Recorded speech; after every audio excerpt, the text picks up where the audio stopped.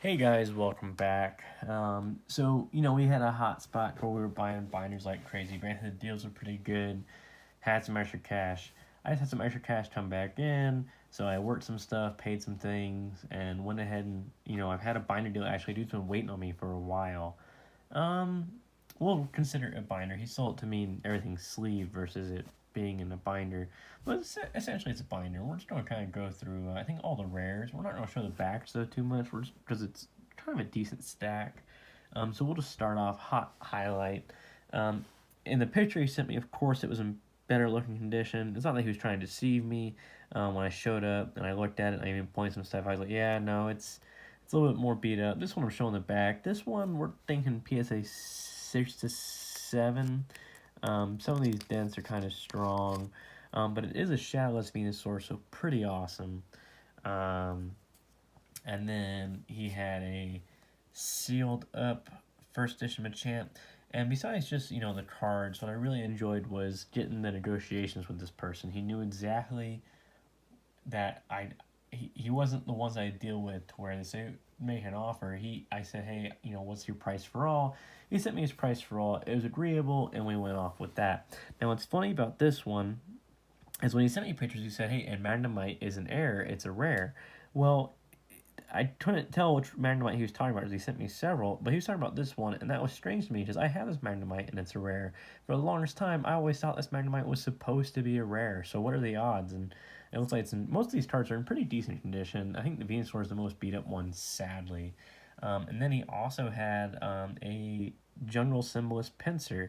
They don't go for a huge amount, but his is in pretty good condition. Most of these cards should be PSA 8 besides the Venusaur. They have Fossil, Raichu, Hollow.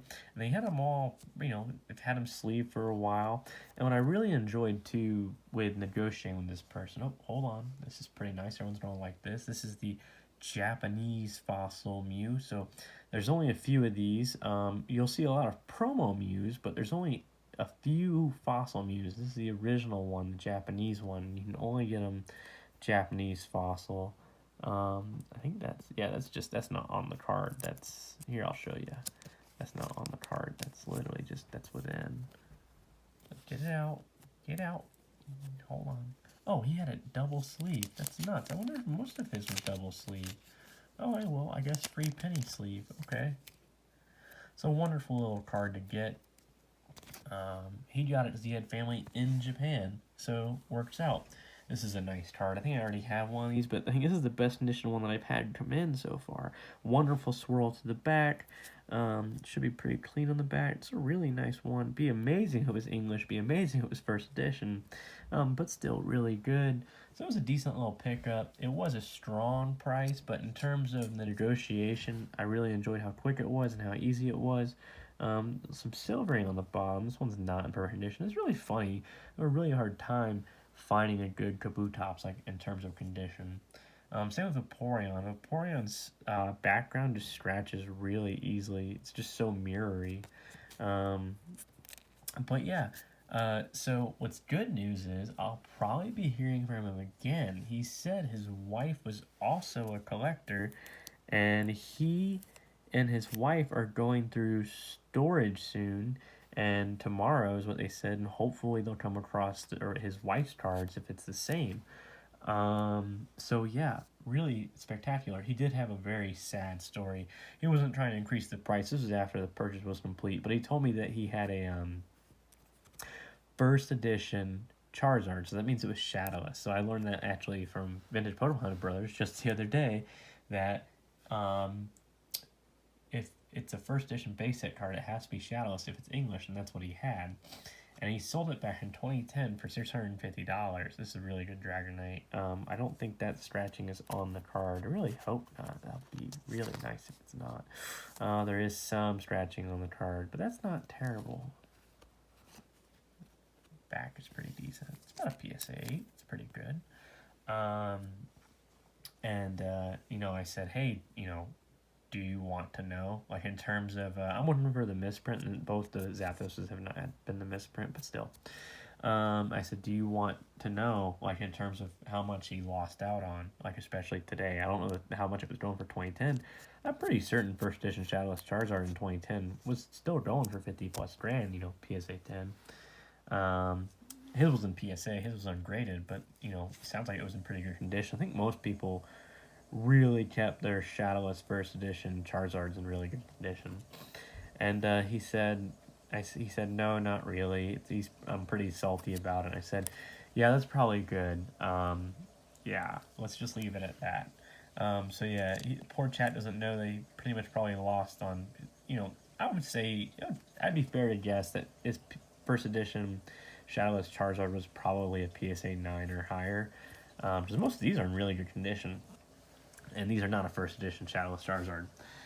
So it's safe to say he probably had a PSA 9 or higher, so he probably lost out on like 100 to 300 grand, because it could have been a PSA 10. It's really nice. Giovanni's Gyarados. It's actually one of my more favorite Gyarados, is how he's out, like, actually kind of in the middle of swimming, attacking something. Gyarados, I think, like, always has his mouth open. Like, I think it'd be funny if he did one to where his mouth was just shut, or like he was running away from something, something much bigger. The deal gets even sweeter because he had a Blaine's Charizard with this deal.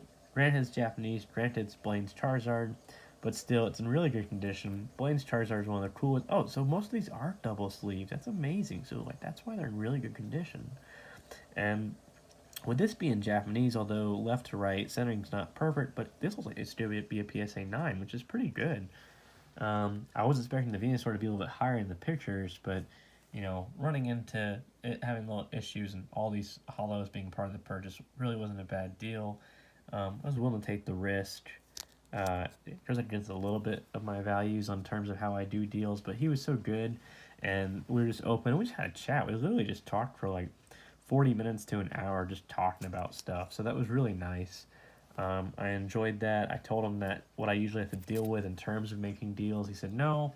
He even told me, he goes, hey, when I was negotiating on them via chat, he's like, yeah, graded, these should go for about 4 grand. And I looked at all of them that he sent me, and, I agreed, yeah, that should be go for about 4 grand, assuming the Venusaur was a PSA 8. I never noticed that Porygon is in the background of his own card several times. It's really neat. I never noticed that. Pokemon has some neat stuff, that's for sure. And so I said, no, it's about fair. I would say 4,000 is probably a little high. I'd say it's probably closer to 3. I said, you sure you want to sell these to me for 900? You can get 3 times as much. Like, you have to wait. But he said, yeah, no, I'm fine with it. I really don't want to wait. I don't want to go through the work and hassle of the PSA. You go ahead and take them, and you go ahead and deal with it. And I said, okay, man. And I paid him 900 for this lot, and it's a pretty fair amount. I mean, I wish the Venusaur was a little bit better condition, but in terms of how many hollows and the condition they're in, and a lot of them are in Japanese, but that's not a showstopper. Japanese cards still sell, especially if they come out really good. Most of these will. I've never seen this Crobat, so that's really good Crobat. I've always liked this Zapdos. Oh, sorry. I've always liked this Zapdos. He's like shooting lightning already from his wings. He's looking down upon someone. He's smiting the hell out of someone. Just great card. You know what I haven't been looking at either? I haven't been seeing if any are missing the rarity symbol. But I'll check that later when I'm doing the PSA write-up. Nice Scyther, Japanese. Just really, really good cards. I mean, if I was a collector, it definitely would have been a super, super good deal. It's sad, though. I will have to wait, of course, with the PSA. As I just said in one of my other videos, I'm not sending anything else in. I'm preparing my PSA orders. It really starts. I had some extra money come in from my stocks and stuff, but I can't send anything in just yet. Or I could, but it's a huge risk because it's the holidays, and take into account, everybody, that the mail, you can lose your mail, and it's a huge risk, and I'm going to just wait. I would have really loved, I can't believe how much it goes for me, actually goes for. I would have loved if this was a Air Shadowless Ninetales, worth tons of money, but still decent Ninetales. This is a really clean Dark Vileplume. That is like a near mirror. I want to see if that's the card or the sleeve? It is the card, sadly. There is some scratches, but that's pretty close to mirror finish on that Dark Vileplume. It's actually really hard to tell for this card because I'll try and point it out. I don't know if it's going to let me show it, but there's actually supposed to be kind of like wind gust coming behind Dark Vileplume. Dark Vileplume's trying to hold on to his or her petals, whatever Vileplume's supposed to be. So it's actually really hard to tell what is a scratch. You can see it right here.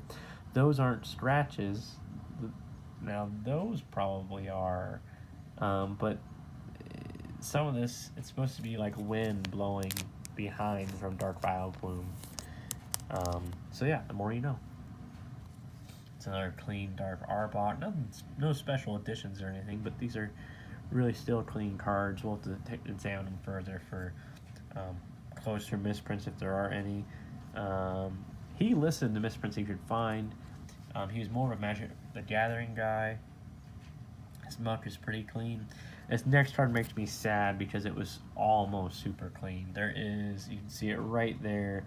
It's like someone tried to draw on it with a pencil. That should be the card. I wish it was just the sleeve. Let's see. I didn't even check. I just presumed it was the card, but I went with it. It is just the card. It is the card. I wish it was just the sleeve, but someone really pressed into it. Would have been a near perfect Kingdra if it wasn't for that. Well, I guess there's a little nick up there too. But I was aware of that when I looked at it. These things weren't top loaded, they came as this. They were penny sleeved or double penny sleeved, and it's pretty easy to see most of the errors. I took into account that most of the scratching was here and there.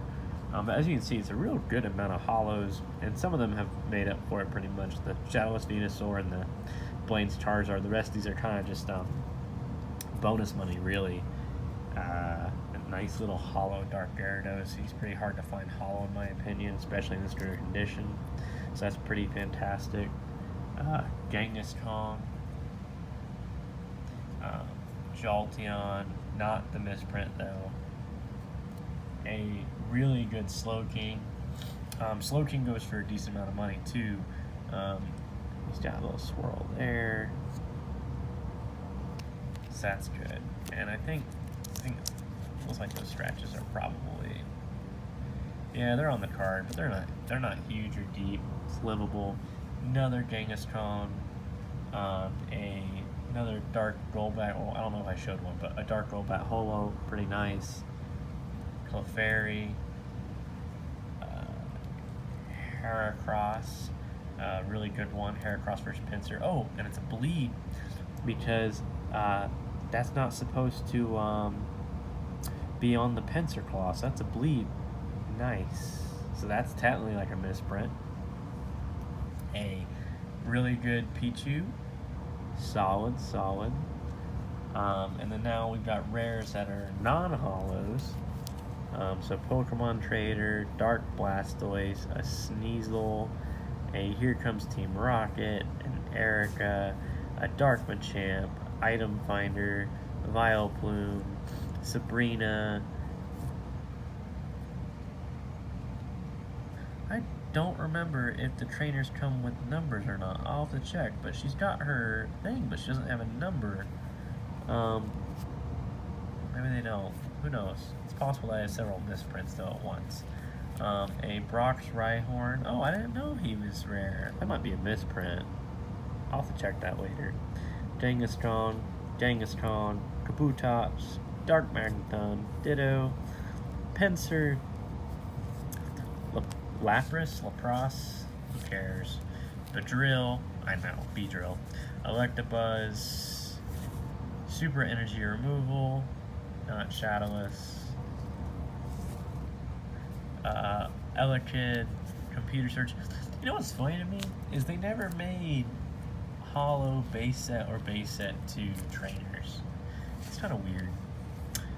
Rainbow Energy, Pinsir again, Vaporeon, De-Evolution Spray, Jolteon, Blaine's Ninetales, Clefable, I forget this one. I already checked, it's not the air, I wish it was, whatever. Dark Dragonite, Electrode, Hitmonlee, Electrode, Dark Hypno, Dragonite, not the air. Vaporeon, Dark Charizard, not the air. Misty's Poliwrath, Beedrill, Magneton, and Pinsir again. It's really funny too. It looks like the non-hollows have slightly thicker, better sleeves than the hollows. Whatever. Pretty decent purchase in my opinion. This is going to be a while till we get these graded. Obviously, you have to wait the month time period. I have some others that are already ready to be sent in. And if you're watching this and you haven't seen my other little video that directly mentions it, find the hidden giveaway for your chance to win these 5 free cards. So one winner will win these 5 cards on the hidden giveaway video. It's not titled that. You have to find the video that has the hidden giveaway, and you do the thing to win these 5 cards.